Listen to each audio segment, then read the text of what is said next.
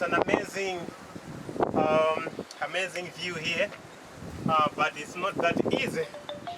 You see, the way I'm struggling to climb this is something like 300 meters, 350 meters climbing from down the mountain. It's not all that simple, but as you can see, this whole place and the place which we are going to show you around here has been once the mighty, great Zimbabwe kingdom. Just subscribe, like and follow our YouTube channel, The Unbelievable World on YouTube and The Unbelievable World on Facebook page. Like and follow us for more.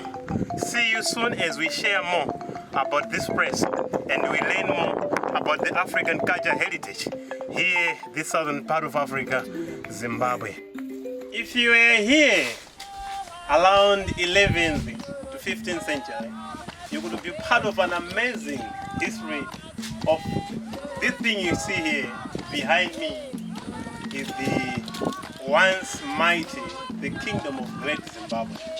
We're here with the Unbelievable World crew to show you this mighty, once mighty kingdom of great Zimbabwe that is part and parcel of the world heritage history that is here in Zimbabwe, more especially the province of Masvingo, southern east of Zimbabwe.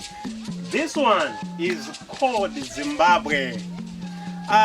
If someone can ask what kind of architectural skills it took to build this kind of stone building, you can see from here the stone building that is not depending on mortar to build a stone upon another stone.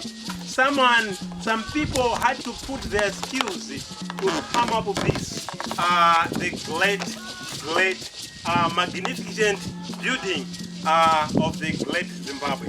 We are here to show you more about this ancient, once mighty, great kingdom of Zimbabwe, and we are here also to enjoy with you a walk into this mighty place.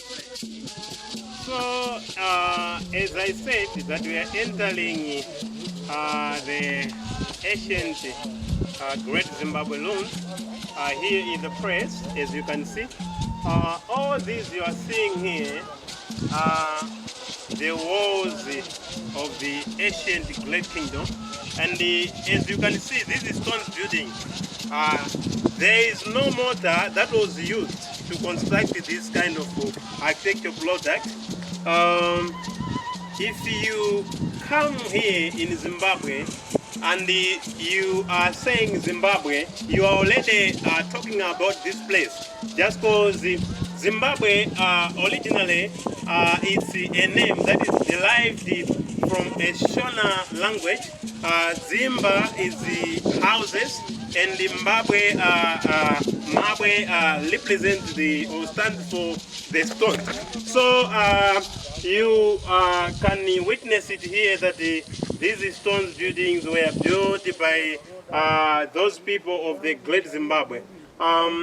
This place where we are, the Masvingo province, also is a historical name. Just because by saying Masvingo in Shona, it means that it's something that is covering, something that acts as a barrier, or something that stands as a wall. So you can understand that these things are the Masvingos, where the Masvingo or they stands as the Masvingo to cover or to protect the kingdom, which were protecting the kingdom that was there, the great Zimbabwe kingdom. So there are, to understand this kind of walls, there are a number of school of thoughts in history, why someone should think of building this kind of wall. I was saying in the recently that you know what, it takes someone to climb a distance of almost a half a kilometer down the hill, just because it's not a simple task for someone to come and to the top of this mountain. This kind of mashingo, or the walls, the first school of thought which is there, that it describes why were these walls built. The first one is that these rich people who were staying here, the king and his ministers, all those counselors and all those who were assisting him at his court, these people were living a life that was luxurious in that time. So they were trying to cover themselves or to distance themselves from the locals. So that's why the mashingo has to be built using this kind of Zimbabwe. And the other thing, this kind of walls were used to shield the kingdom from enemies, from attacks, meaning that it was a war strategy which these people used against their locals. But there is also one more theorem. Why should someone build all these kind of local structures? It is also said that these local structures which are here, let me show you the other side. The local structures are not just ending here. There is also another side of this press. As you can see, this place, this structure, this hut, it is believed to be where the king could take a fresh air after the whole day. After discussing all the cases with the people, he would say, let me take a fresh air. So he could sit here in this hut. You know, if you are a king and you are sitting inside here, you have to wait for your subordinates to come with cases so that you can talk and solve them at the end of the day. So it means this kingdom has really had that might to say that someone had to be protected from all sorts of attacks. Meaning that I was saying about the protection or a war strategy. I was saying that these wars were helping someone or helping the kingdom to be protected. Let me show you the other side.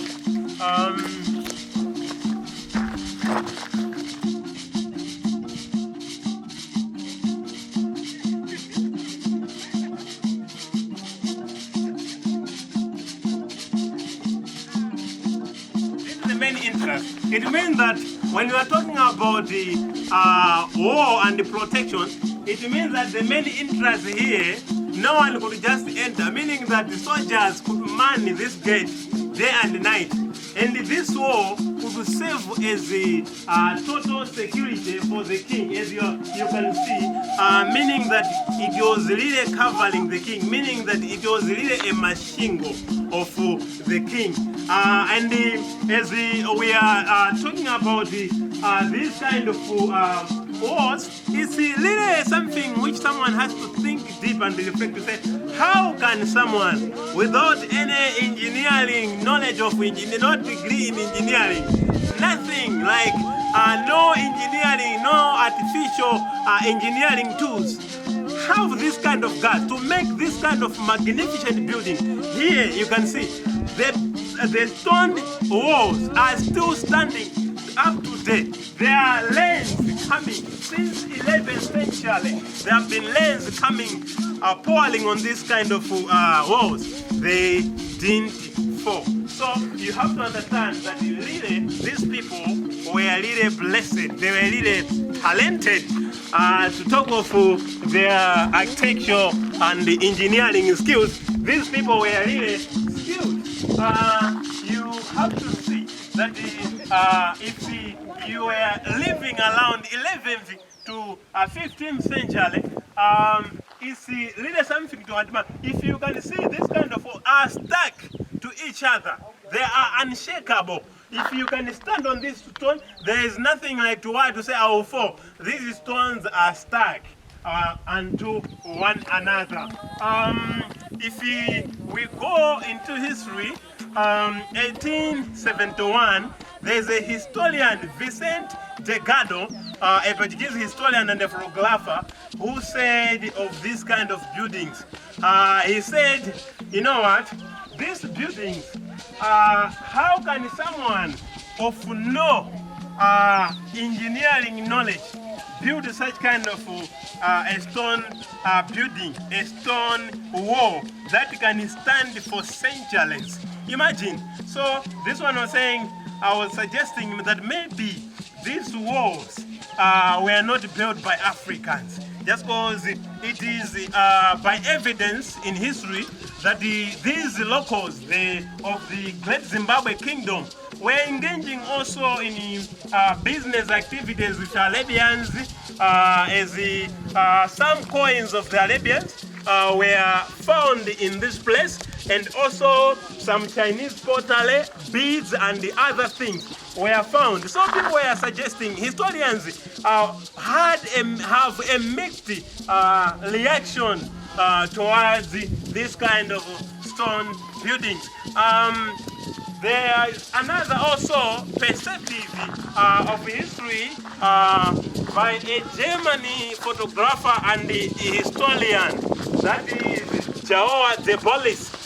Him discusses in his writings, in one of his diaries, to say, how come and when can an African who is not learned have this kind of knowledge and the engineering skills to come up with this kind of magnificent work? So this one was saying, this must be the work of the devil or the work of someone who is learned, just because there is no way this work, this amazing work, can just be attributed to someone who is a native African. Imagine, this is another door.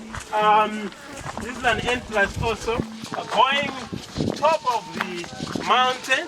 So follow me as we are going here to also see part of this amazing place.